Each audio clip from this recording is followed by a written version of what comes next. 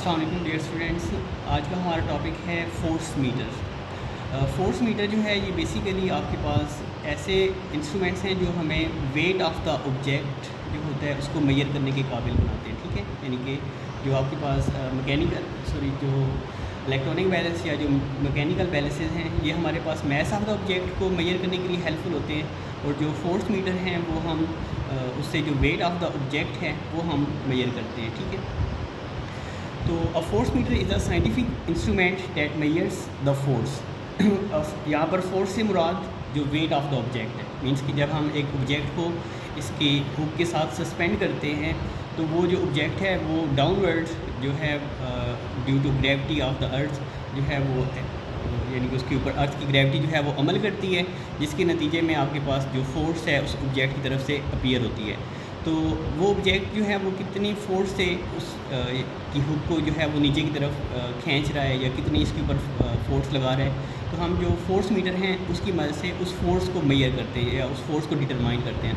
और उस फोर्स को डिटरमाइन करने का मतलब यही होता है कि हमने उस ऑब्जेक्ट का वेट जो है वो फाइंड आउट किया है। It is also called a newton meter और अ स्प्रिंग बैलेंस। इसको हम न्यूटन मीटर भी कहते हैं या स्प्रिंग बैलेंस भी कहते हैं, यानी कि एक ऐसा स्केल जो आपके पास जो फोर्स है या जो वेट ऑफ द ऑब्जेक्ट है उसको न्यूटन के अंदर जो है वो मेजर करता है। मीटर का मतलब होता है मेजरमेंट। ठीक है, तो फोर्स मीटर को हम न्यूटन मीटर भी कहते हैं कि ये हमें जो फोर्स का यूनिट न्यूटन है उसके अंदर मेजरमेंट करके देता है, या फिर इसका दूसरा नाम जो है वो स्प्रिंग बैलेंस भी है।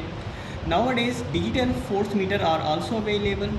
और आजकल हमारे पास जो पहले हम यानी कि स्प्रिंग बैलेंस जो है वो अमूमन जो है वो यूज़ करते थे एज अ फोर्स मीटर के तौर पर, या जो वेट ऑफ द ऑब्जेक्ट है उसको फाइंड आउट करने के लिए। लेकिन अब हमारे पास जो डिजिटल फोर्स मीटर्स हैं वो भी हैं, यानी कि जो in the form of digits जो हैं वो हमें रीडिंग शो करवाते हैं और जो वेट ऑफ द ऑब्जेक्ट है उसको फाइंड आउट करवाते हैं। You have already learn about mechanical and electronic balances, यानी कि हम प्रीवियस टॉपिक में जो है वो मैकेनिकल बैलेंस और इलेक्ट्रॉनिक बैलेंस के बारे में पढ़ चुके हैं, और उसमें हम ये चीज़ जो है वो मेजर करते हैं कि जो आपके पास मैस ऑफ द ऑब्जेक्ट है वो कितना है। यानी कि जो आपके पास इलेक्ट्रॉनिक बैलेंस या जो मैकेनिकल बैलेंस हैं वो हमें मैस ऑफ द ऑब्जेक्ट जो है उसको मेजर करवाते हैं। They measure mass of the object in kilograms और इट्स मल्टीपल्स, यानी कि ये हमें ग्राम्स के अंदर या किलोग्राम्स के अंदर या मिलीग्राम्स के अंदर जो है वो ऑब्जेक्ट का मैस फाइंड आउट करवाते हैं।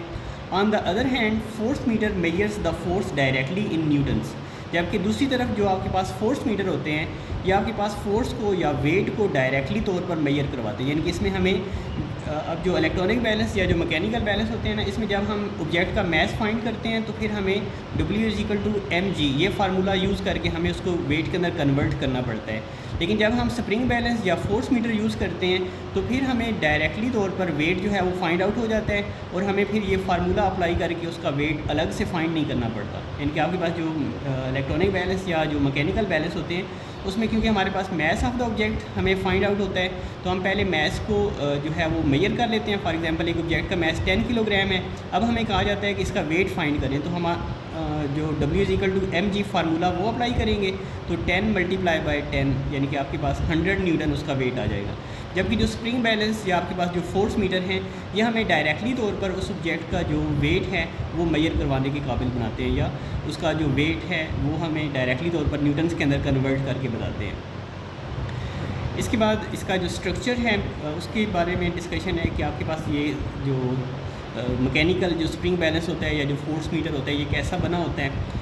N ordinary force meter has a spring inside it. इसके स्ट्रक्चर के अंदर यानी कि इसके स्केल के पीछे हमने एक स्प्रिंग जो है वो हाइड किया होता है, या उस स्प्रिंग और इसी स्प्रिंग का ही पूरा रोल होता है जो हमें इस ऑब्जेक्ट के वेट को मेजर करवाने के काबिल बनाता है। इसी वजह से हम इस ऑर्डिनरी फोर्स मीटर को स्प्रिंग बैलेंस भी कहते हैं, यानी कि स्प्रिंग की जो एक्सटेंशन होती है वो हमें इस काबिल बनाती है कि हम ऑब्जेक्ट का जो वेट है वो फाइंड आउट कर सकें।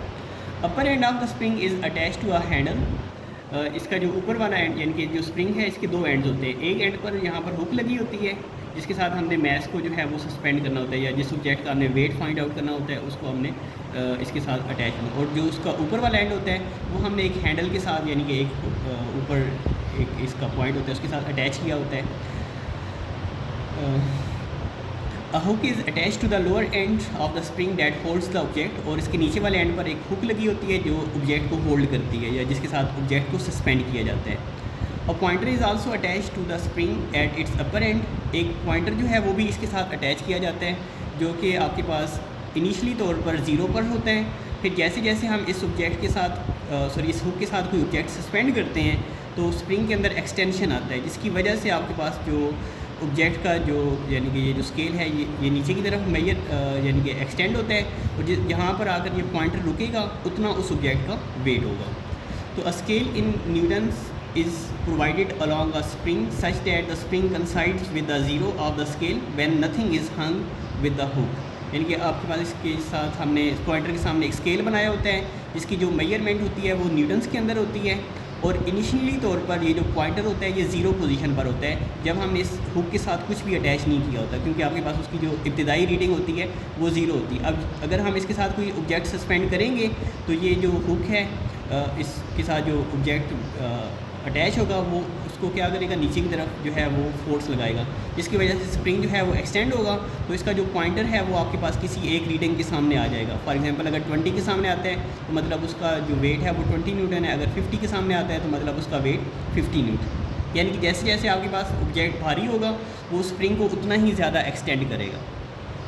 फिर इसके बाद इसकी वर्किंग है, मीन्स कि हम इस यानी कि जो स्प्रिंग बैलेंस या जो फोर्स मीटर है इनको इस्तेमाल कैसे करते हैं। The object to be weight is hung with the hook. जिस भी ऑब्जेक्ट का वेट फाइंड आउट करना हो आपने इन स्प्रिंग बैलेंस की या जो फोर्स मीटर की जो हुक होती है उसके साथ आपने उस ऑब्जेक्ट को जो है वो अटैच कर देना है, उसके साथ लटका देना है। The mass of object causes the spring to compress.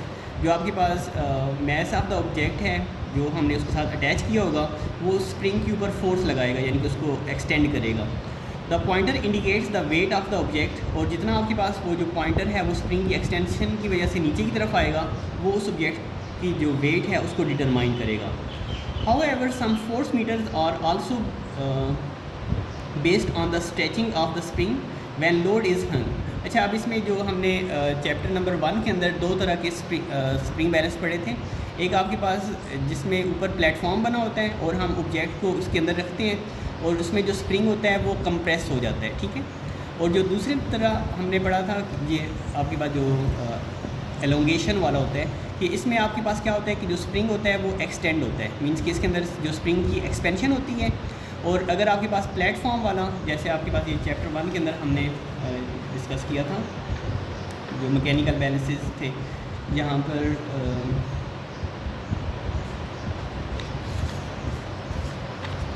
Chapter 1 के अंदर चैप्टर 6 के अंदर हमने डिस्कस किया था, जो हुक्स लॉ के अकॉर्डिंग हमने पढ़ा था कि आपके पास ये जो प्लेटफॉर्म वाला जो स्प्रिंग बैलेंस होता है, इसमें अब हम कोई ऑब्जेक्ट रखेंगे तो इसका जो स्प्रिंग है वो कंप्रेस होगा। तो कंप्रेस्ड फोर्स जो है वो इसके पॉइंटर को आगे की तरफ मूव करवाएगी और हमें ऑब्जेक्ट का वेट फाइंड आउट होगा।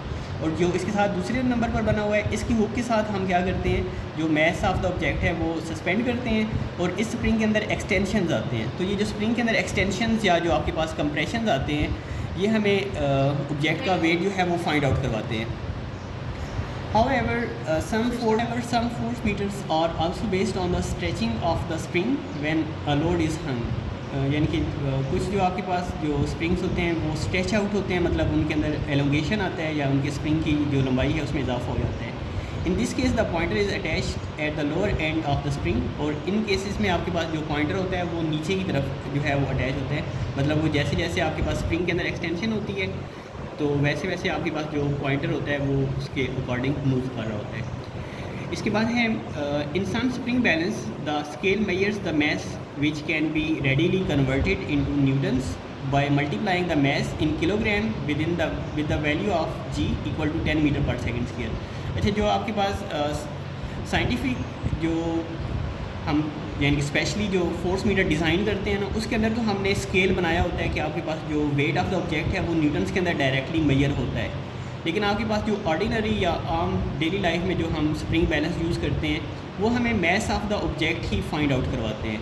तो हम क्या करते हैं, पहले उसमें से जो मैस ऑफ द ऑब्जेक्ट है उसको मेजर कर लेते हैं। For example m equal to आपके पास है 15 किलोग्राम, ठीक है।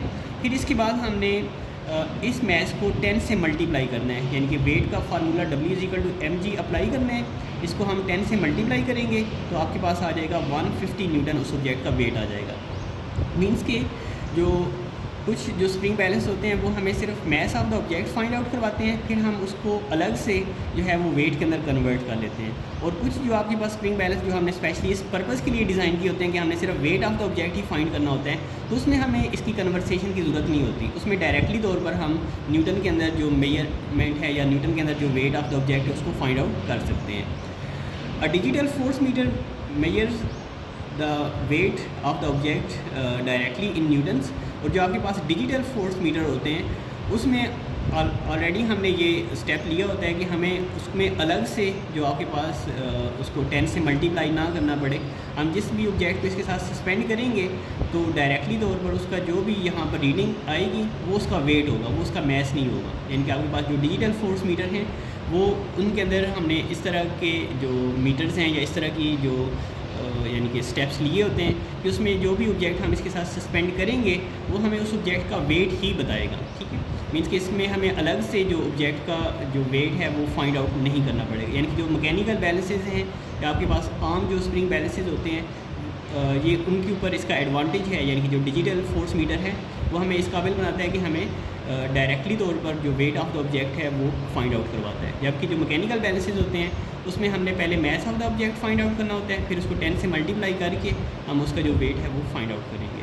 तो यहाँ तक